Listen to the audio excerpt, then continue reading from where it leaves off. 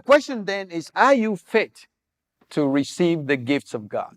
You see, because it is one thing for God to give you gifts, but it's quite another for you to receive it. And it's even more of a challenge for you to carry these gifts into effect, for you to operationalize these gifts, right?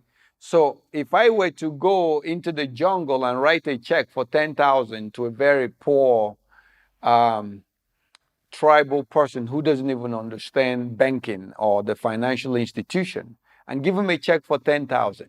With that 10,000, he could build himself a house, and maybe he can get a piece of land and be able to cultivate the land and grow food for him and his family. But if he doesn't know how banking works and he doesn't know what check is, he might take the piece of paper and throw it away, right? Um, it can get even more complicated if I begin to talk about wire transfer. I say, I will wire some money to you. He doesn't understand that, right? And so, similarly, maybe because of our level of awareness or consciousness, we may not understand things about the ways of God, and we may not understand things about how to access the keys that offers us the secret to the kingdom of God, right? And so, if that is where you are, that's okay. All you need to do is to walk to develop yourself more. And with the more self-development, with more growth and more self-actualization, then you too will become open to these things. All right? Because these gifts, believe me when I tell you, these gifts are for you and for me and for all mankind, regardless of who you are. Okay? So the next question then is, when can you access the keys to the kingdom? When can you access it? Right?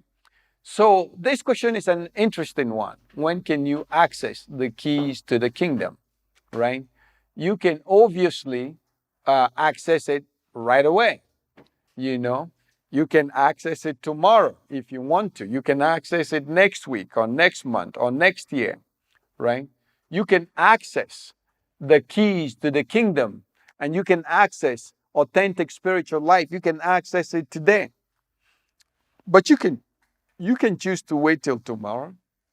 The problem with waiting till tomorrow is that you are not guaranteed tomorrow. You have no control over tomorrow, whether you leave or whether you don't leave, whether you wake up or whether you don't wake up. So that's the problem with waiting till tomorrow. But you certainly can choose to wait till tomorrow.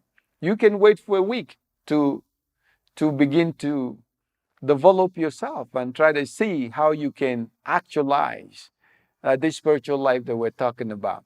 You can wait for a month or for a year or for 10 years if you want, right? But the choice is yours, you know.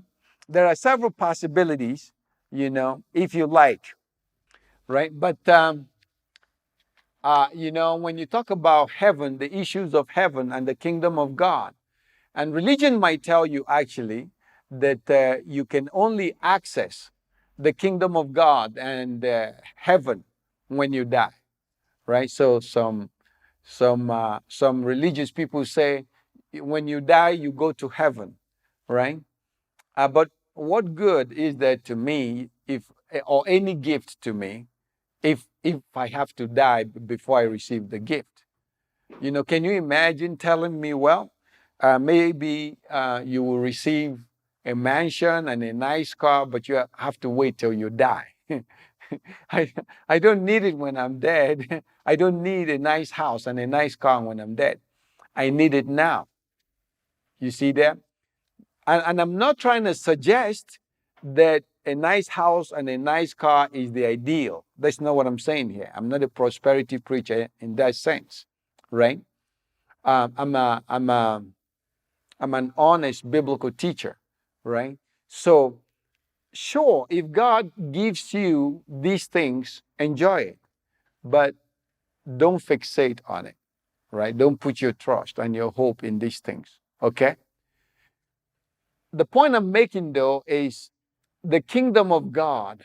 When do you actualize it? how do you absolutely get the kingdom of God? Some people say, well, it's when you die, you go to heaven. I say, well, you don't have to die to actualize it, because that's not what Jesus Christ is saying here.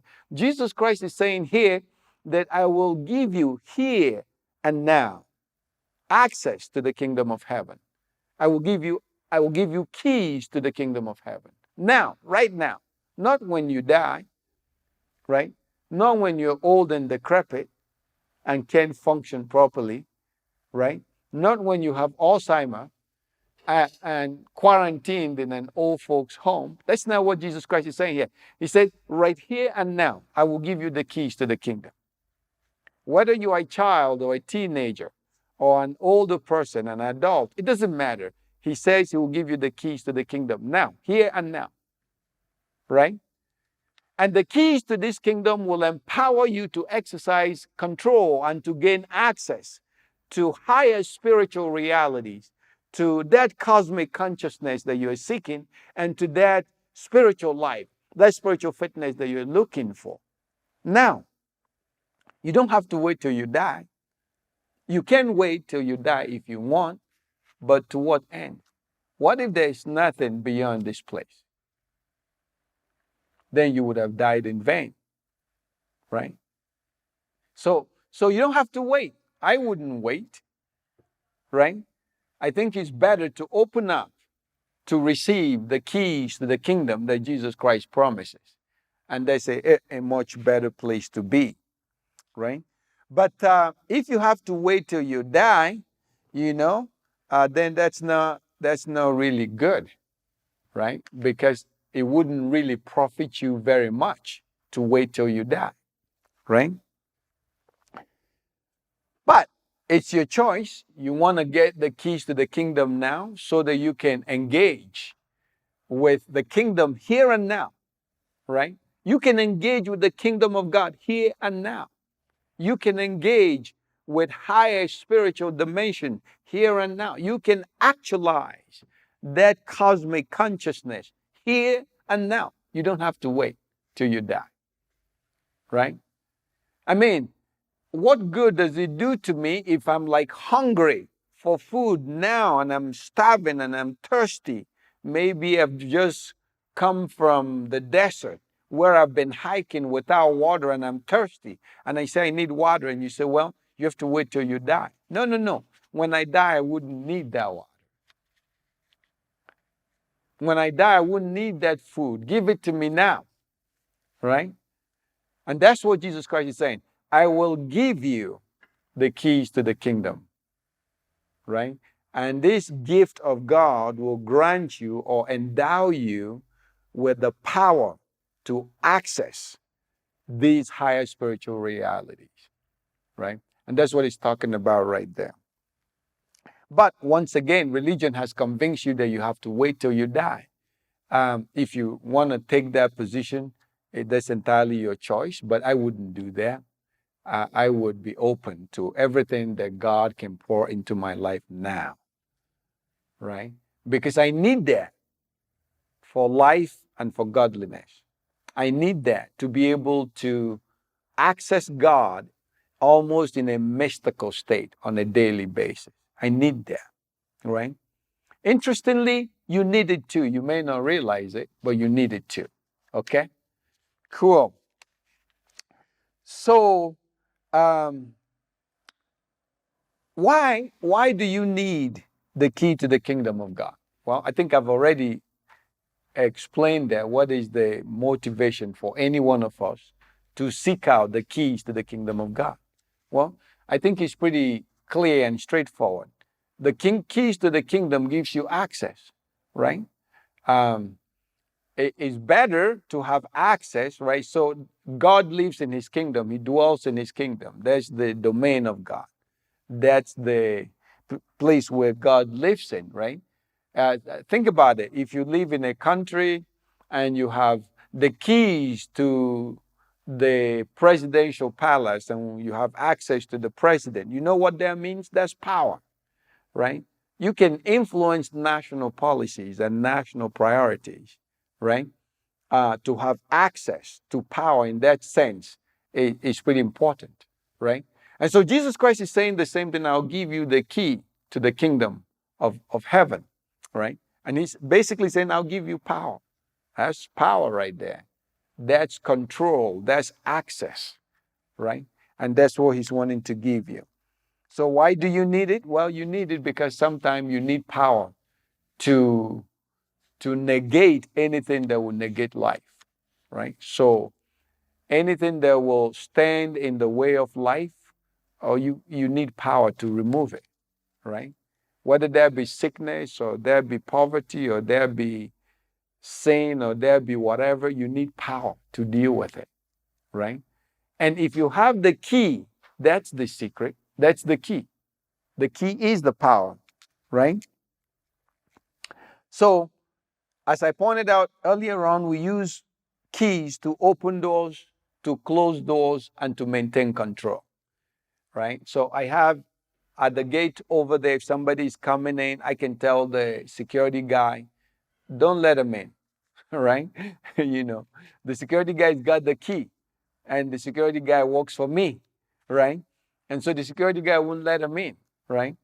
And if the security guy lets him in, I can take the key away, right? Similarly, in your house, you have keys to your house. You can choose to open for somebody that is coming with good intention, but if somebody's coming to make trouble, you close your door and call the cops.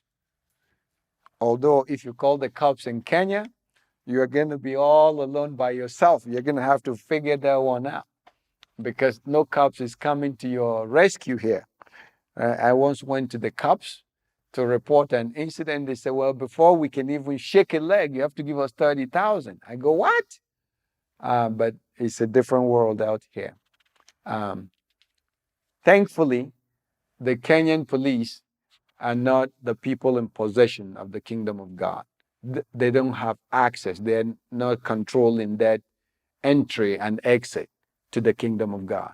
It is Christ who has promised to give us the key to the kingdom, and I'm grateful for that.